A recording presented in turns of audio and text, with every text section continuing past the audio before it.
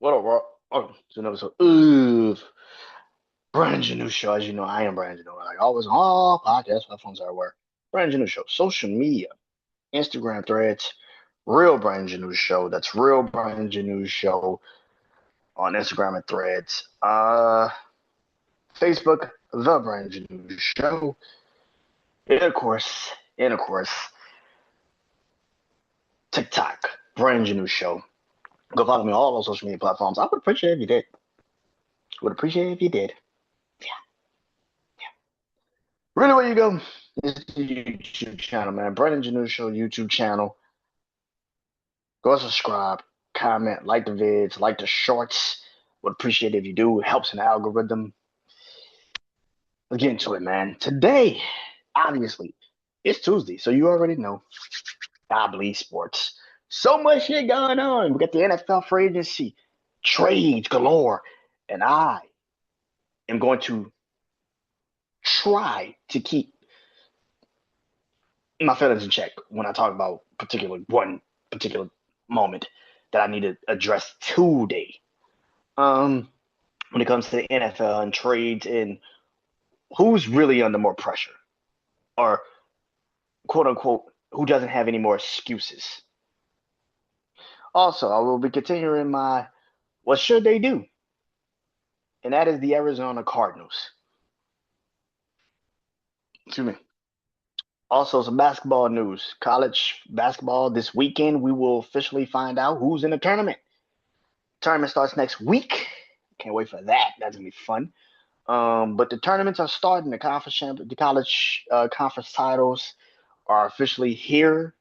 Tournaments are starting today, this whole week. Come on, North Carolina, please just get to a fucking championship college. Just get to the ACC title game, man. That's all I'm hoping, man. Just get to the ACC, man. God damn. Oh man. Yeah. Uh, yeah. Uh, but I talk about the NBA, man. Um, particularly the Detroit Pistons. Woo, shit. We're gonna talk about the East. We're gonna talk about the East this today. We're gonna talk about the East today, and I'm also talking about some WNBA basketball. Yeah, but let's kick it off with the good old boom, boom, boom boxing. Particularly, I want to talk about this first. So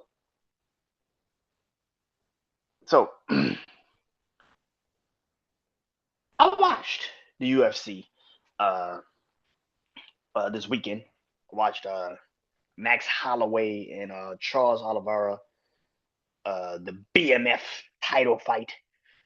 It's the first time I watched UFC, like really in some years. Like, I mean, some years. It's been a minute since I watched the UFC. Excuse me.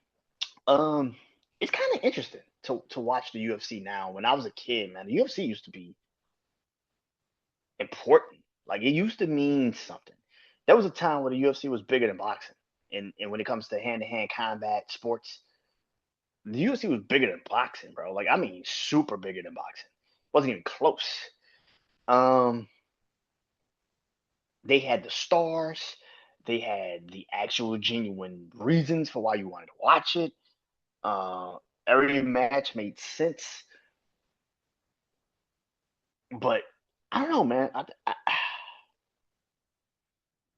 Watching it this past Saturday, watching Max Holloway, Charles Oliveira, and I saw a lot of people booing Charles because of how he got the match done. Now, again, I get that people are like, "Oh man, man, it should have been way more on the up, up punching each other." Charles was whooping Max ass even in that sense.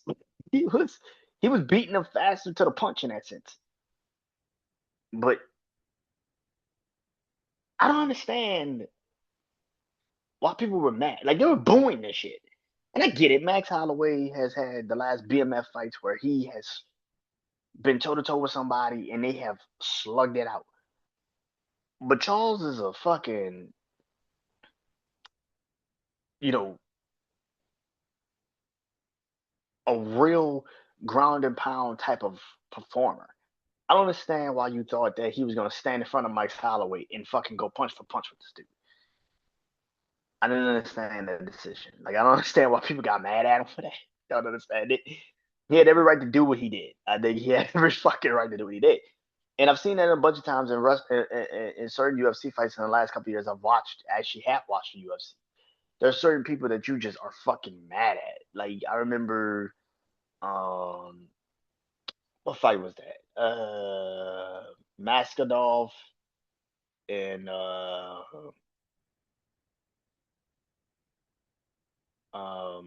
what's old dude name? Fuck, I forgot his name. But I remember watching that with my brother, and my brother's like, "Man, this is a bullshit, man. He's just on the ground because he's not gonna fight him like it's not like a traditional fight. Like, it's why the fuck would I do all that? Like, if I know you are not well versed in ground and pound, I'm going to take you the fuck down. That doesn't. I don't feel like I have to do anything particular with this shit.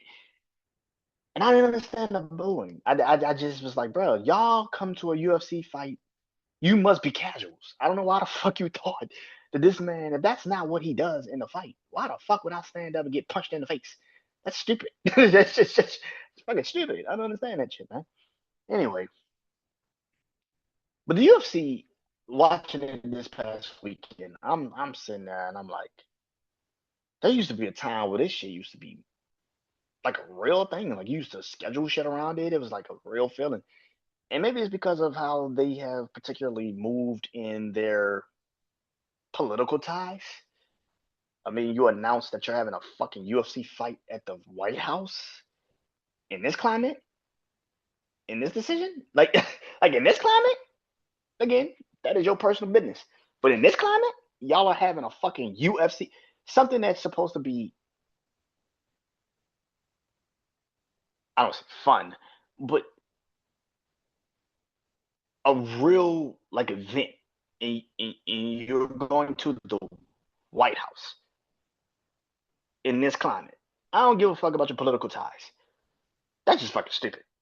That's just fucking stupid. Like, you don't know what the fuck is going on in this world, and you are gonna go fight at the White House when anything can happen, especially with this administration.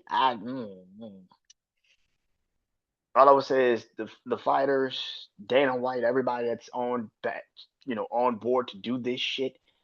I hope you are prepared. You're probably already getting backlash, not backlash, but I hope you're prepared to protect yourselves, not just in the fights, but actually at the event, because we don't know what the fuck could happen. You're letting people come into on that premises at the White House premises with a president that, ooh, like I don't even know how to word it. Like, I don't know if that's a good idea, man. I don't know if that's a good idea, man. I'm just being honest with you. Ooh, I don't know about that. I don't know about that. I don't know about that. Yeah, yeah. Oh shit, they know better than I do. I just put it like that. They know better than I do. I would not have done no shit like that. I just wouldn't have done it. Anyway, yeah, I just want to say the UFC, man, there used to be something there, man, when I was a kid, man. I used to care about it. It didn't matter who the fuck was on the card. You just wanted to watch them fight. And now it's just, you don't know anyone in the UFC, which is crazy to say that you don't know anyone, except if you're like really dialed the fuck into the UFC. But there was times where you didn't have to be dialed into the UFC. They had crossover performers that you cared about, you wanted to watch. You know, yeah, Ronda Rousey, as much as you want to shit on her now, but Ronda Rousey was a fucking name. Like, uh, Conor McGregor, he's a dick, but oh, he's a dick, but but he was popular as shit for a very strong long time. Like, there were John Bone Jones. Talk about him now, but John Bone Jones was the fucking man for a good stretch of time, bro. Like, there were times where you had people that were just crossover goats, where you knew them and you didn't have to ask what they do. You knew exactly what the fuck they did. Chuck Iceman Liddell, Quentin Rampage Jackson. I mean, now I'm really showing my age. Now I'm really showing my age. Tito Ortiz. It's like I'm really showing my age. Lord have mercy. But but there were crossover stars, and UFC don't have that anymore. And I know people when I clip this, and if I clip it and post it on social media, people are gonna be like, they do have crossover stars. Name me one. I don't know any UFC stars like that I maybe didn't grow up on, like Max Holloway or somebody. Like I knew about Max Holloway before I stopped watching it. Like there's not that many crossover guys anymore where you're watching this shit and you're like, that man fighting? Oh, I'm in. There's none of that shit no more, which is crazy to say because there was a time period with the UFC where you can literally generally hear a name and be like, who fighting? I might tune in. I might tune in because of the name. The name struck the energy. And it was like, oh, I like them fights. I like when he fights.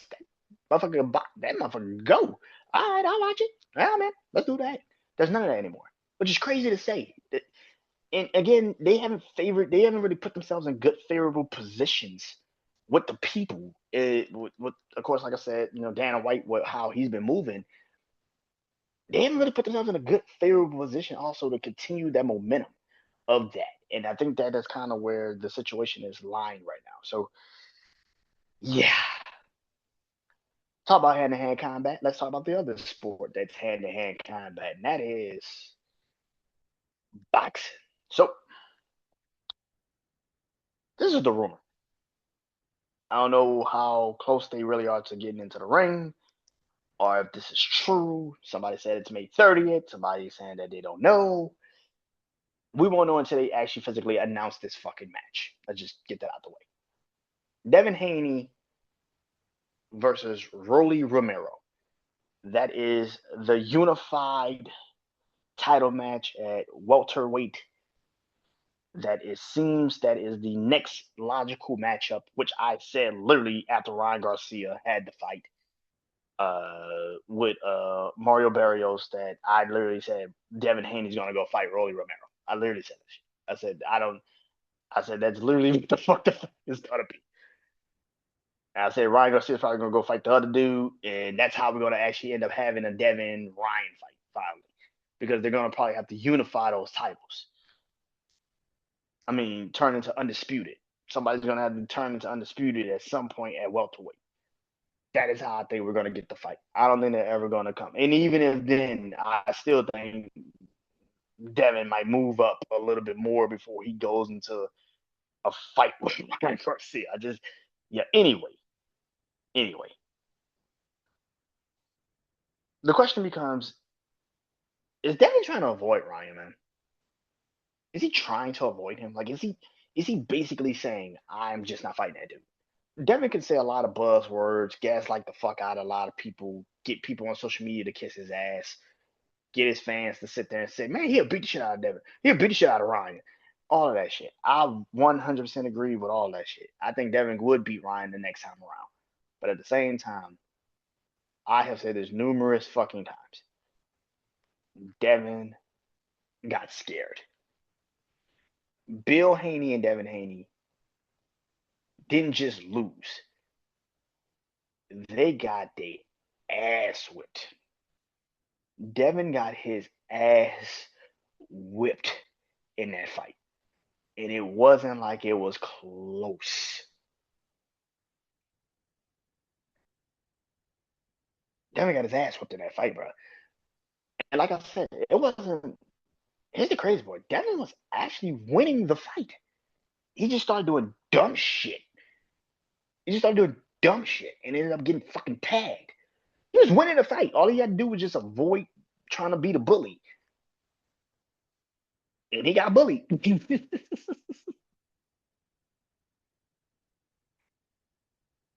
Devin and Ryan have to fight again.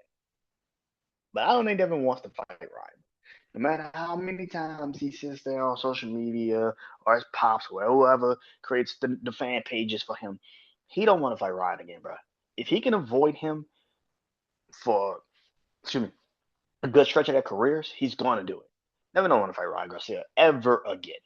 He's good on that. Because like I said, even though he knows he's probably the better boxer, that's PTSD. Like he remembers I was winning. I know I was winning. And then I got fucking hit. And I don't know what happened. I was winning. I know I was winning. And then I got fucking hit and I fell. And it was real. And you could create, like I said numerous times, you could create whatever narrative all Ryan was cheating, whatever the case may be. That fight lives in infamy. And Devin, instead of him choosing to fight Ryan and prove he's better than Ryan, he's running from Ryan. And that's facts. And as much as people want to sit there and say, oh, he ain't running from Ryan, he about that action, he'll beat Ryan ass. Okay. If he's not running from Ryan, then make the fucking fight happen. Clearly Ryan knows he wants to fight you. Clearly Ryan wants to fight you.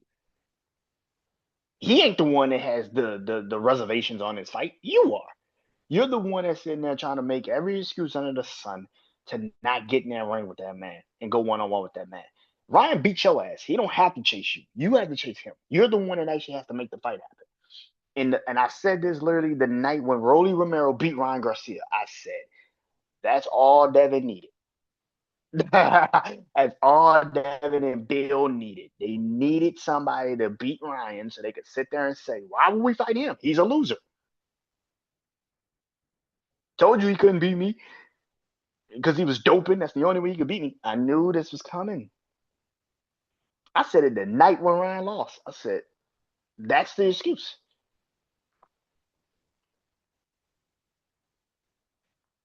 Do I think Devin beats Rolly Romero? Yes, I do. I don't think Rolly Romero is fast enough to catch Devin. The difference between Rolly and Rolly and Ryan is Ryan actually has speed. Like Ryan actually has speed. So even when Devin was thinking he's out of the distance, Ryan was tagging him because he wasn't moving quick enough. Ryan is quicker than Devin is. He can pull the punches quicker. He can't get out of that. Rolly is like Brian Norman Jr. Brian Norman Jr. wasn't as fast as I thought he was. He's not that fast. Neither is Regis Prograves. They're not fast. The thing about the fight that Devin is afraid of is not just Ryan's power. It's the fact that he is not faster than Ryan. He can't get out of distance quick enough. He can't get out the distance quick enough. Ryan can tag you after you threw 2 jabs. Ryan Steele's in the vicinity and can tag you. And plus, on top of that, maybe Devin does have a little bit more power now that he's a little bit bigger. But Ryan also has a little bit more power now because he's a little bit bigger. Rolly Romero is not quick enough to hurt Devin. This is why I say he's not going to pick up all of the people that Devin has picked in the last couple of fights he's actually fought. None of them have what Ryan actually has, and that's the speed. They got the power if they can catch him, but they don't have the speed. Whereas if you're trying to close distance, you need speed so he can't just jump out of it. He has to stay there. And that's the one thing about Ryan. That's what hurt Devin the most in that fight. It wasn't just the knockouts, wasn't just the power. It was the fact that he was in distance. He would jab him, he would hurt him, he would boom, boom, boom. But then he would drop his hands down and think he's out of the distance, and boom, a jab happened. It just a hooker happened. It just fall. I'd be like, what the fuck? That is what hurt him. The fucking speed of Ryan hurt him.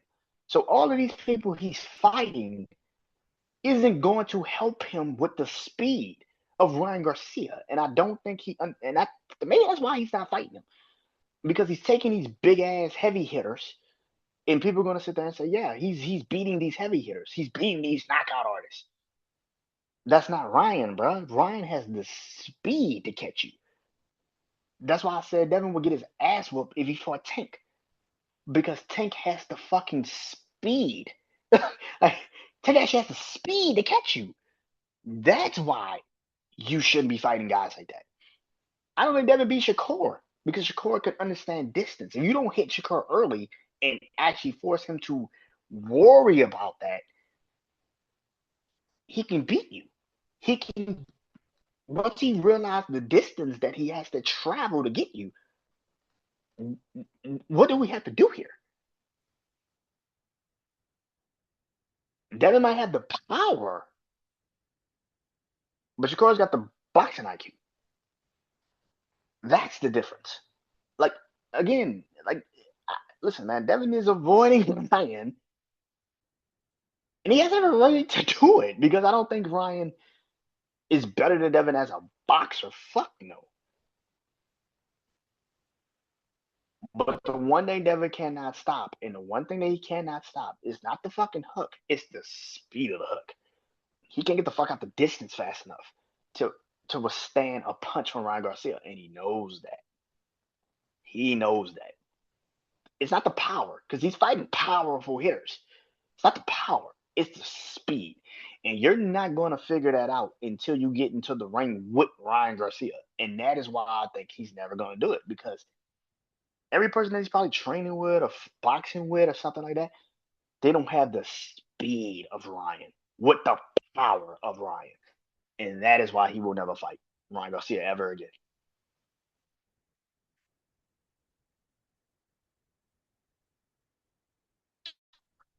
Basketball. Shout out to the women of Unrivaled. Shout out to all the women of Unrivaled. Uh, I like that sport. I like the fact that those women said, fuck the WNBA. Y'all not paying us enough. We're going to create our own fucking league and we're going to make it make sense. The one thing I saw, particularly last week, I think it might have been last week or somewhere on first. Yeah, it might have been last week on First Take. First Take was sitting there with a straight down face and saying, "Man, they should be ashamed. You know, the WNBA is unrivaled hurting the WNBA. This is why I wrote this down. Is unrivaled hurting the WNBA? No, it's actually helping it. You dumb fucks at ESPN. Yeah, you dumb fucks at ESPN. The only reason why you created that topic of it's hurting the WNBA is because you have a brand deal with the WNBA. You are making money with the WNBA. So you have every, I don't want to say every right, but you have your money tied into the WNBA. So yeah, it hurts you because you have the WNBA on your TV, particularly if you're also going all the way in with the WNBA this upcoming year, and you're basically telling baseball that they can bounce, and you're going to go with the WNBA moving forward on Sundays, Sunday nights, where Sunday night baseball used to be. Now you're going to have the WNBA in that slot. It hurts you.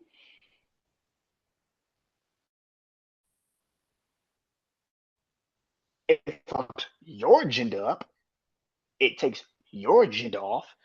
Women or players or men or any of that take their decision in their own hands to create their own shit, that is not a hurt. That is a help. Because they're now putting the spotlight on a game.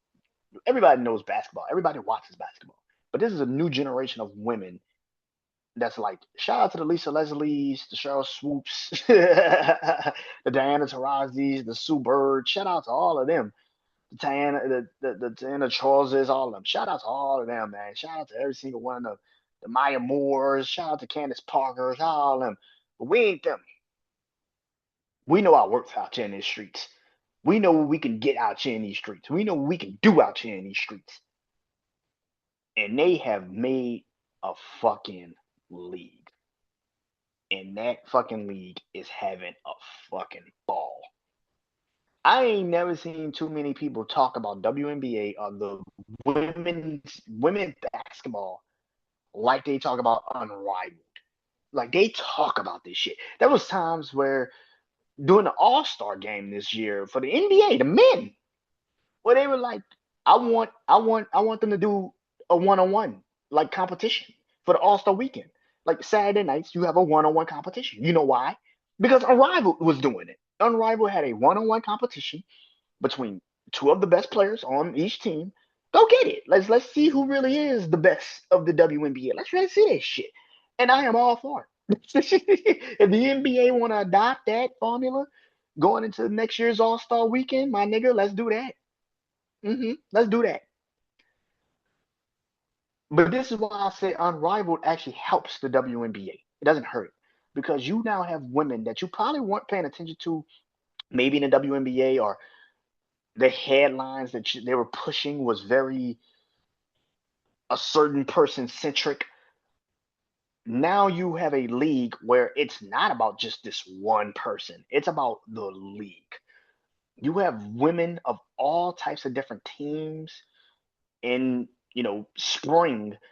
Yeah, Sabrina Nescu and Brianna Stewart on a Liberty, and Paige Beckers is on the Dallas Wings, and Asia Reese is on the Chicago Sky. But all of them could all be on the same fucking team or rivals of each other. That's fucking dope. That's fucking dope, bro. You can get mad at that shit all the fuck you want. You don't even talk into the perspective of maybe some of these women that ain't getting picked up in the WNBA. They wasn't getting drafted, but they ended up in Unrivaled, and now they're getting a shot in Unrivaled. They're getting a shot, and now the league, these women that teamed up with this woman, is basically saying, "Hey, man." Telling their team back home, like, hey, I think you should go get this girl. Like, she is actually a baller. Like, she could fucking hoop. That is a massive fucking look, bro. I don't know what the fuck you talking about. This helps the WNBA tremendously. Look at all the fucking places that they actually are selling out. Like, they're doing Miami, Vegas, New York. Like, they're doing real places, bro, and they're doing really great with this league. And yet, what the fuck did I see last week? ESPN, is this hurting the WNBA? Bitches, you stupid. Should they? No. What was it? Should the WNBA be concerned for Unrivaled? Why? See, this is my problem with new. When new comes along, especially when it hurts your pockets and your data and your bottom line, now it's a problem. Unrivaled is not hurting the WNBA. It's actually fucking making it better because you got a lot of these women that are now taking this competition shit even further. Because now you and my teammate in January, February, now I know what you can do. Now I know what you're capable of. And then you also have Team USA starting up this year. Bro, like, listen, man. Listen, man. Listen, man. Listen, man. Hey, man. Listen, shout out to those women that are killing it. But that is not hurting the WNBA. Unrivaled is not hurting the WNBA. It's fucking making it better. Because now I'm actually looking forward. I don't know if they come to an agreement on the bargaining agreement of the WNBA and the WNBA's Players Association. I have no idea, but I'm looking forward to this season. Like, I actually want to see this shit. Like, I'm like, ooh, that's how this shit about to play out. That's how this shit about to play out. Oh my god. Yeah, I'm looking forward to that. I'm looking super duper forward to that. NBA. Listen, man. Listen, man. Congratulations to Jason Tatum for getting back on the basketball court after torn his ACL, Achilles, ACL, Achilles.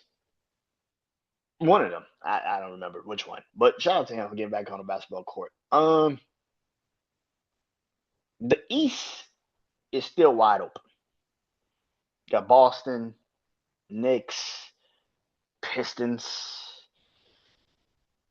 The East is still wide open, which brings me to the conversation of Detroit. Detroit's been on a losing streak these last couple of weeks, and it's after I endorsed Cade Cunningham to get this fucking MVP, and now this motherfucker they're losing games. Anyway, the question becomes: can Detroit at least keep the lead in the East, which right now looks a little fucking shaky? I think Detroit is hitting the wall that the Spurs hit a couple of weeks ago, that the Thunder have hit, the Nuggets have hit. the Knicks have hit, there are a bunch of fucking teams that hit this wall at some point during the season where even when your players are getting off and they're still scoring, they're still doing their job, other players are just not performing the way they need the other players to perform. And right now, Detroit is in that phase where they're trying to figure out who is actually going to step up with Cade Cunningham and Jalen Durham. They're trying to figure this part out of this season. And I don't know if they're going to figure it out before the playoffs. What I will say is this: you do have enough time, enough window, but the NBA does end in what 17 fucking games. Like you got maybe 17 games left to go, maybe 20. That's maybe stretching it a little bit, but 20 to figure out what the fuck your team is.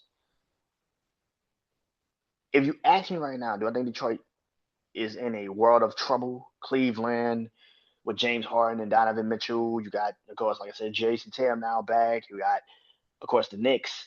Do I think Detroit's in a bit of a trouble with this playoffs? I don't think they are. As crazy as the shit sounds, I don't think Detroit is in trouble. Um, Not to the trouble that I think the NBA media wants to make it out to be. I think the NBA media wants Detroit to fall so fucking bad because it's new. Detroit being the new team, the new kid on the block, let's say it like that, the new kid on the block. Detroit being the new team, the new kid on the block puts fear in NBA media because they don't like new. This is the same energy they had with the Warriors when the Warriors took off, same energy they had with the Thunder last year. It's the same fucking energy. They don't like new. They try to say they like new. They don't like new. Same thing with the Spurs. The Spurs right now are having an incredible season. They don't know how to fucking talk about it because they don't know how because they've never talked about it before. Shout out to Charles Barkley. I want to get this man another shout out right now. Charles Barkley got on fucking TV on ESPN and was said we are contractually obligated to talk about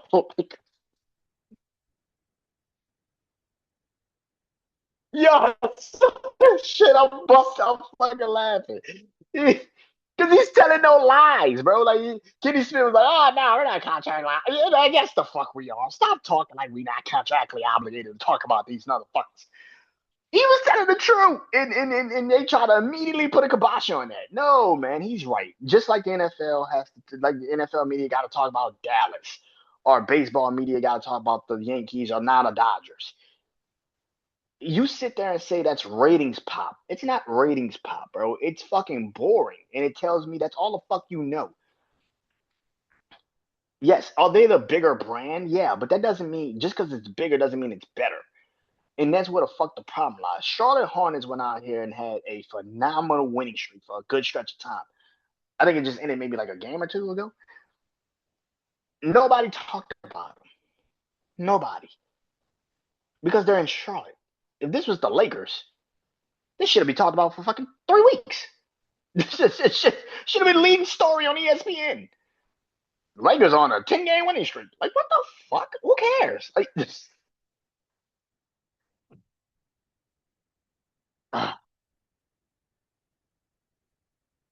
Detroit has enough to win.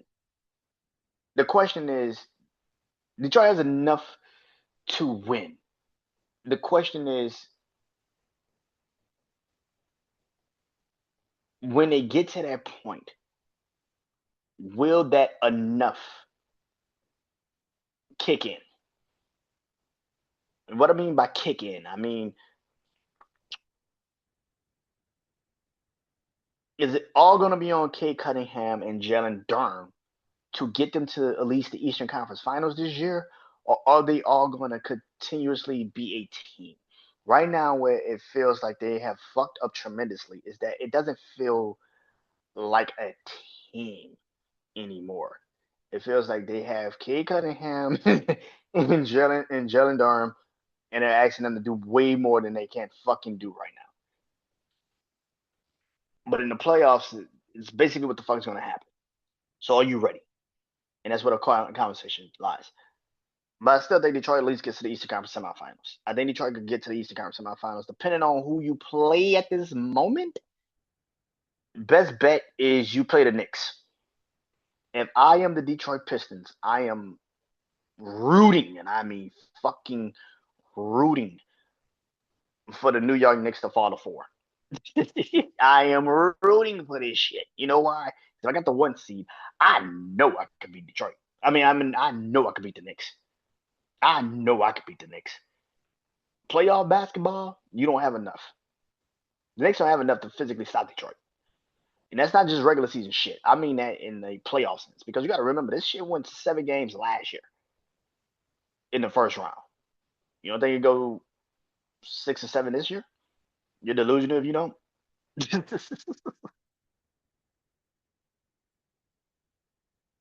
NFL. NFL season has started. Well, starts tomorrow, I should say. NFL league officially kicks off tomorrow.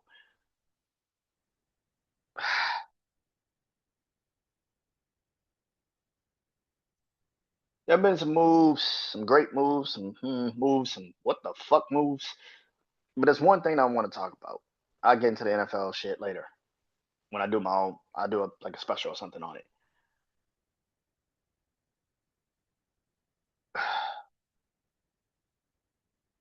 There were two trades that happened this past week that I have to address and I have to talk about it. Not because I want to, because you have dumbass people in the NFL media that cannot stop their bias, no matter what the fuck the truth is. Darren Arlovsky, Dan Graziano yesterday too. I was also pissing me off with his dumbass takes. But Dan Arlovsky, Lamar Jackson has no more excuses because the Ravens traded and got Max Crosby, an incredible defensive end from the Raiders. Incredible. I'm so happy that Max Crosby is on a contender. Sorry to my brother Juan. He's a Raiders fan. I'm sorry. Max Crosby is on a contender now. I'm so happy for Max Crosby. He gets to show his talents to a wider audience. That's awesome. Buffalo also made a trade, and they ended up getting DJ Moore from the Chicago Bears. Wide receiver DJ Moore. He joins the Buffalo Bills as now their number one wide receiver, basically. One's a pass rusher, one's a wide receiver. I need to ask this question. Please don't be stupid. I know you got your little bias. I know some of y'all really do live in this shit on a person no matter what world. But common sense. This is real shit. I'm gonna clip this and I'm gonna post this. Real shit. Common sense. I'm not bullshitting you. Who really does have no more excuses? Is it Lamar Jackson or Josh Allen? If you get in my comments and you say Lamar Jackson, I'm going to block the fuck out of you. I'm telling you this shit now. Because you're stupid. I don't go back and forth with dumbasses. I ain't got time for that shit. I don't have time for that shit. Lamar Jackson got a pass rusher. Josh Allen got a fucking number one receiver. And if you sit there and tell me that Josh Allen has no excuses, that Josh Allen has all the excuses, but Lamar Jackson doesn't, you're the fucking problem with fandom. You're the fucking problem with fandom. I don't give a fuck if you're a Baltimore Ravens fan. Miss me with that shit. See, y'all niggas think that shit is some saving grace because you sit there and say, "Well, I'm a Ravens fan." I don't give a fuck if you're a Ravens fan. I don't give a fuck that you're a Ravens fan. You're extremely stupid. Is what it is.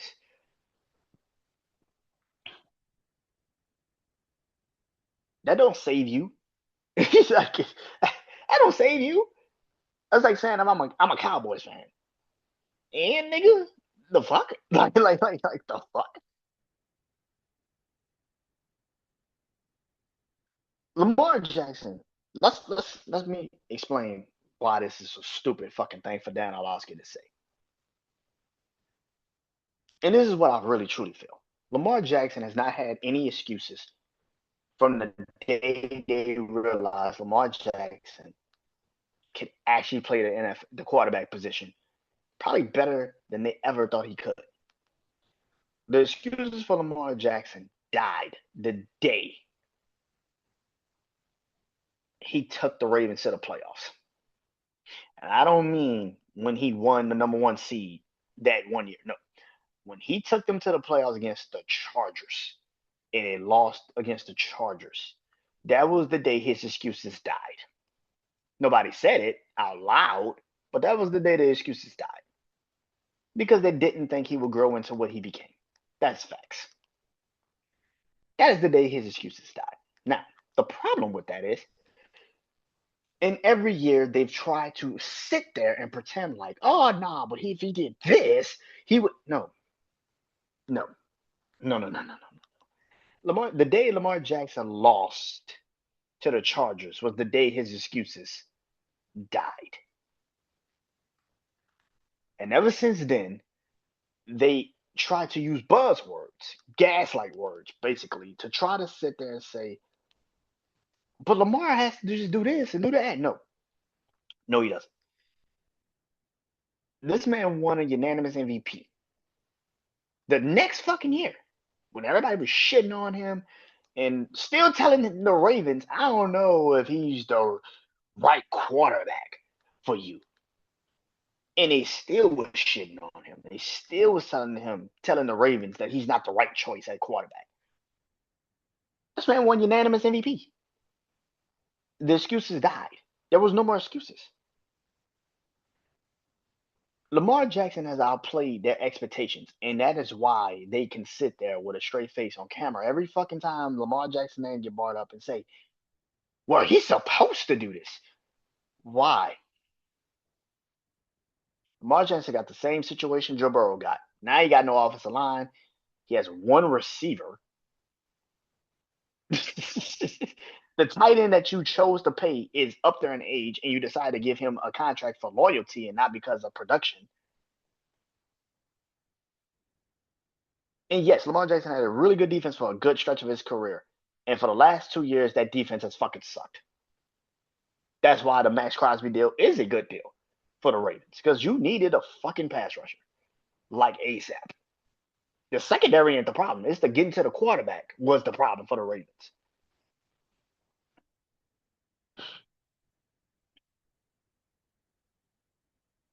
They need to make a move and go get a receiver. I've been saying that shit for a very long time. I am shocked they traded what they traded for Max Crosby. I'm shocked they actually got Max Crosby for what they traded him for. 2 first rounders? That's it? Damn, nigga, that's it? If I am Baltimore, I'm not done. I would find a way to go get AJ Brown from Philly. I would find a way to go get Brian Thomas Jr. from fucking Jacksonville. I would find a way to go get Scary Terry from fucking Washington. I would find a way to go get Brandon Ayuk from San Francisco. I would find a way to go get something to team up with Zay Flowers. Zay Flowers cannot be your number one motherfucking weapon. He can't do it. He can't do it. You do not need to take a flyer on Tyreek Hill. You already got a Tyreek Hill. His name is Zay Flowers. Why the fuck would you go get another? You need that guy. A young, ready to go wide receiver.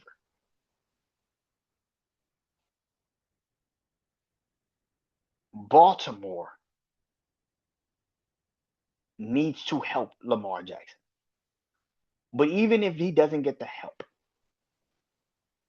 Lamar Jackson has been out of excuses for sports media. And there's never going to be a time where they're going to sit there and try to act like that isn't the case. Because it is. The day y'all realize he can actually play quarterback was the day he stopped running out of excuses. The day y'all realize that he can actually play quarterback and he isn't just a quarterback, he's one of the best quarterbacks. He's actually in the era of a Patrick Mahomes, he's won multiple MVPs over a Patrick Mahomes. And you can't believe this shit. He been ran out of excuses. He been ran out of excuses. Y'all hold that playoff shit on him like a motherfucker. Because that's the last bit of thing you can hold on him. You think he's slick, like we're stupid. No, that's the only thing you can hold on him. Oh, he doesn't perform well in the playoffs. He doesn't perform well in the playoffs, you say. He doesn't perform well in the playoffs, you say. Well, bring Justin Herbert the fuck down here because Justin Herbert hasn't done shit in the playoffs. And I don't hear not a motherfucking peep of, man, Justin Herbert, he needs to step the fuck up. I mean, he's this generational talented quarterback. I don't hear none of that shit. I hear, well, he doesn't have an offensive line. He doesn't have a running game. He barely has receivers. And where the fuck that come from? The excuses. Oh my God, man. The excuses. But Justin Herbert, he doesn't have a receiver. He doesn't have an offensive line. He don't got a running game. Where the fuck did this come from? And Justin Herbert is actually supposed to be the guy that was actually supposed to be the guy. And yet the excuses just reign supreme. When it's Justin Herbert, the reason why Lamar Jackson hasn't had a excuse, or to the people will never get an excuse, is because he's outplayed their expectations. And they can't understand it. Lamar Jackson was not supposed to be Lamar Jackson in their minds. And they can't let it go. That's why they hold that playoff record shit so near and dear to their hearts. Because if he actually does what he does in a regular season and the postseason, you do know he's winning a Super Bowl, right? You know he's winning the Super Bowl, right? See, that's the only thing you can hold to him is the playoffs. That's it. That's the only thing. Now, granted, it's a valid thing. I'm not gonna sit here and act like it's not a valid thing. It's a valid thing. But let's pretend. Let's stop acting like. Let's stop pretending like every great quarterback had great records in the playoffs. After Brett Favre won his first Super Bowl and he went back to his second one, Brett Favre barely went back to a fucking NFC championship game. Like he went to two NFC championship games in his entire career after that. Two. '07 to the Giants, he lost at home. In '09 to the Saints, where he lost in New Orleans. Brett Favre doesn't have a crazy great playoff record. John Elway, who finished his career with two Super Bowl championships. Yes, he got to what, 3, 4 Super Bowls before then. But if you look at his playoff record, it's not fucking great. Like, the fuck are you talking about? Bro, if you want to sit here and tell me because you won a Super Bowl, makes you better, you telling me Brad Johnson and Trent Dilfer and Sam Darnold is better than Lamar Jackson because they got a ring? Suck my dick. That is a stupid fucking reason. You can kiss my ass. That is a dumbass fucking reason. You gotta be fucking kidding me.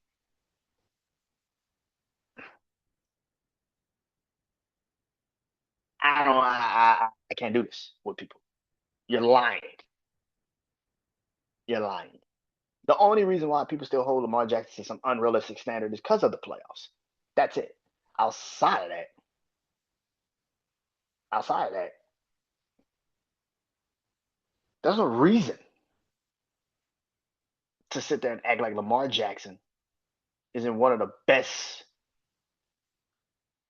quarterbacks in the NFL. Which brings me to the excuses conversation. If Lamar Jackson has no more excuses because he got Max Crosby, who's a defensive player that has nothing to do with the offensive side of the ball for Lamar Jackson, then what the fuck is this? So what the fuck is the conversation around Josh Allen? Because what was the cry? What was the bitching moan about Josh Allen? Oh, his head coach. Okay, we fired him. And we gave you your offensive coordinator back. We gave your offense coordinator. We gave you Joe Brady to be your new head coach. And then what the fuck did you do? You hired Joe Brady. You were in the room with us and said, I want Joe Brady as the guy. All these other head coaches didn't make logical sense because the Buffalo Bills knew Josh Allen wanted Joe Brady as the head coach. Okay, so you hire Joe Brady. Okay, great. And then you go out and go get a number one receiver, something that everybody was crying, bitching him on, and complaining about that you didn't have.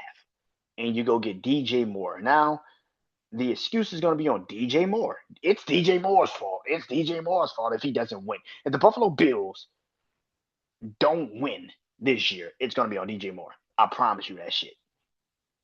I promise you that shit. Watch what happens. It's DJ Moore's fault. How the fuck is it my fault? I just got here. Like, I just got here. The fuck? They're already starting the excuses now. I see it already. Josh Allen is the one with the no excuses. You got the head coach you wanted. You got a receiver now. There is no more excuses for you. But sports media will sit there and lie to every single person with a fucking camera on their fucking face and sit there and tell you these are the same motherfuckers that literally sat there and told you that these are the same fucking people that sat there and told you Josh Allen has no more excuses in his playoffs. He has no Joe Burrow. He has no Patrick Mahomes. He has no Lamar Jackson. He should get to a Super Bowl. He's the most accomplished. He's been in the trenches more. He knows how to do this. And in the moment that they lost, the fucking excuses flew. Not the fact that he had 4 fucking turnovers all on his own. No, the offensive line didn't do this, or the receiving core didn't do this, or the defense gave up this. That is my problem with NFL media, with media just in general. Because if it doesn't fit your narrative, you just move the goalposts. Josh Allen has no more fucking excuses. There's nothing that changed in Buffalo. You realize that, right? Nothing changed in Buffalo. All they did was fire Sean McDermott and just put Joe Brady in his place. A guy that Josh Allen's been in his offense for the last 2 fucking years. He has no excuses, but yet you want to sit here and tell everybody on camera, Dan Orlovsky, you dumb motherfucker. You want to sit there and tell everybody, but it's Lamar Jackson because the Ravens are showing you that they're going all the way in. If that's the case, then what the fuck are the Bills showing? Because they gave you a number one receiver. They kept your offense pretty much intact because they kept the fucking coordinator, who's now your head coach, intact. What is what's the problem now? What are we gonna talk about? If you sit there and tell me because the Buffalo Bills can get to the fucking Super Bowl because the offensive line lost David Andrews, I'm gonna tell you that's funny because Baltimore lost their fucking center.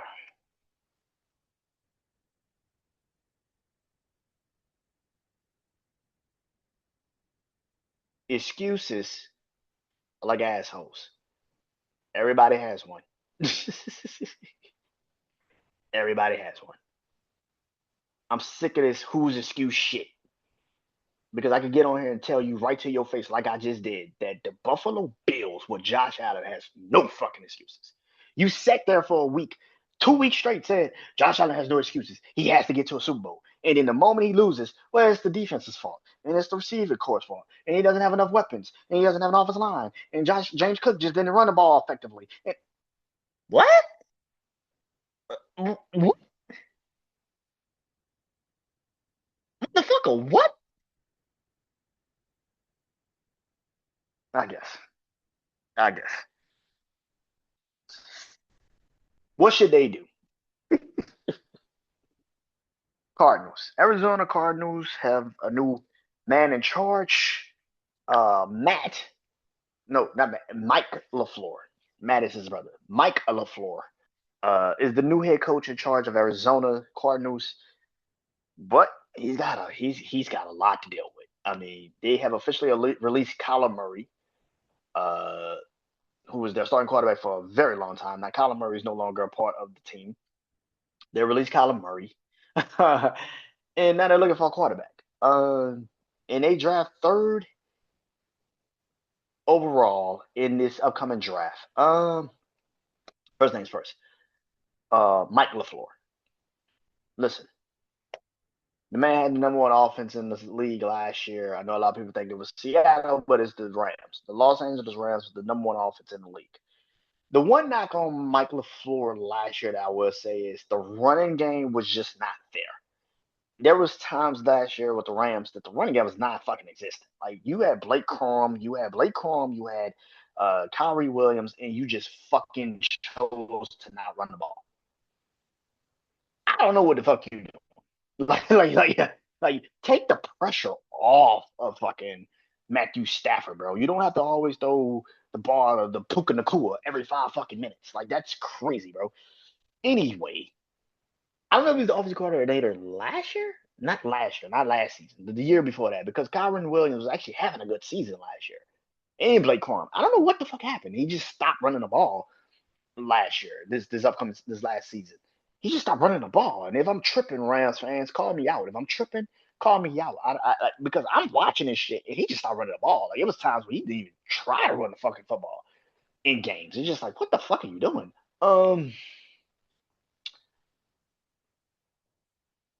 That is you can't do that in Arizona this year. Like Troy Benson, I'm assuming they're probably gonna do something. Third looks a little interesting right now because you don't know what they're gonna do. Maybe they take Jeremiah Love. I mean, it could happen. I mean, I wouldn't be surprised. Um, they kind of need a running back. Uh, but he has his work cut out for him, man. I'm not gonna sit there and pretend like Mike LaFleur doesn't have his work cut out for him. But as a new head coach, a lot of shit is gonna fall on you, regardless of what you do. And you also have one of the best young receivers in the game, and Marvin Harrison Jr. And this man has so much uncertainty now in his situation where his pops probably never had to deal with this type of shit. I mean, God Almighty, he always had Peyton Manning. His pops had Peyton Manning for a good stretch of his career. Like, so this is crazy. Anyway, like I said, Kyler Murray is no longer there in Arizona. He is officially released from the Arizona Cardinals, and now they're looking for a new quarterback one, which moves into what the fuck do you do? Malik Willis is now with the Dolphins. Malik Willis with the Dolphins. You have Geno Smith getting traded from the Raiders to the Jets today.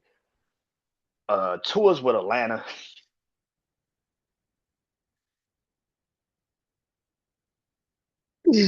Oh shit! I wasn't trying to laugh at that, but that's funny. Tours with Atlanta. Um, you still have Aaron Rodgers out there. You still got Daniel Jones out there. You got some people out there. I mean, not anything to make you move the fucking goalpost, but it's like it's something. You have to go get a quarterback, man. And I don't know if Arizona is going to move heaven and earth to go get one, especially when you truly feel that the quarterback position is what you're aiming for next year. Like you're aiming for the quarterback position maybe next year. And I think that's why I think Arizona's not going to rush to go get a quarterback. So that's where the interesting part kicks in. Which brings me to the third pick overall. And the question becomes, what the fuck do you do with it? Now, I've been very open, very candid about the Cardinals not having a really easy time at three. Quarterback position, just like the Jets, just like the Cardinals, the Browns that pick fifth. Yeah, excuse me. The Browns that pick fifth. This isn't an easy situation. The quarterback situation is not good. This draft sucks when it comes to quarterbacks. But I've seen drafts where teams have taken quarterbacks just because it made sense to them to take them. And again, it's not like you're forcing anything. It's not like people are sitting there saying you have to take a quarterback. No. But at the same time, it's not like it was back in the day where if you took a quarterback in the top 3, 4, 5 picks, you were forced to keep them on the roster forever. Like that's not the case no more. If you know you fucked up, or maybe even more so, if you know you didn't want this fucking quarterback to begin with, then make the decision to say fuck it and let's move on. And I think that's what people do not want to understand. It's like they don't have to keep a quarterback.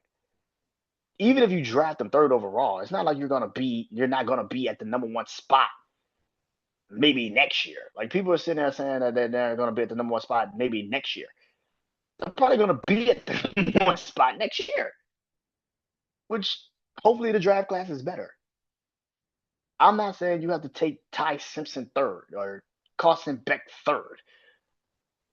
But there is a real conversation that you need to have, and it's a real conversation that you need to have. What do you do with the third overall pick? Now, me personally, if I was the Cardinals, I would trade the pick. I know it sounds crazy. I would trade the fucking pick, man. I would trade the third overall pick.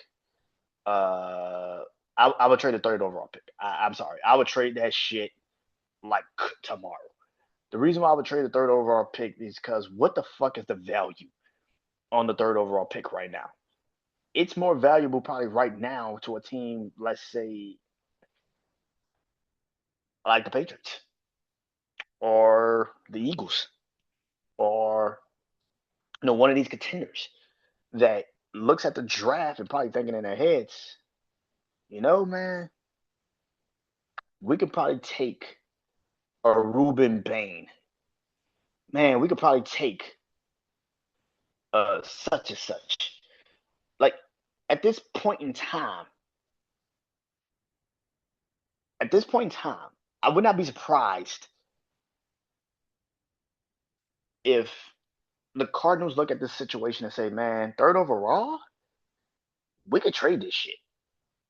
If I was the Cardinals, I get out the third pick, man. I would. I get out the third pick. I would not keep the third pick.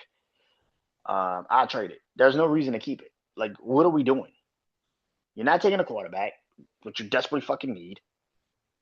Even if you take a Ruben Bain or let's say a Jeremiah Love, like I said, you should probably. What does that do? Maybe you take an offensive lineman. You do take the kid from Miami. Maybe you do. But at that time, what does that do? You take an edge rusher like Ruben Bain or the kid from Texas Tech. But what does that do? I'm trying to figure that part. What the fuck does that do? And that's why if I'm the Cardinals, I would trade the third overall pick. It's no use to keeping it. What the fuck are you keeping it for? What are you going to get out of it? What's the value that you're going to get out of it? And that's where the problem kicks in. I don't know the value of that third pick. Taking someone third overall at this moment would not really help your team. Trading it and getting more picks for next year because that third overall pick is valuable to someone makes sense. Now, listen. Can the Cardinals call up the Saints and get Derek Carr or Spencer Rattler? Yeah, I could see it. It would make sense to do it, but we shall see. Anyway, that is it. I'm back next week to do more I Believe Sports. Until next week, I am Brandon Janeau. Peace.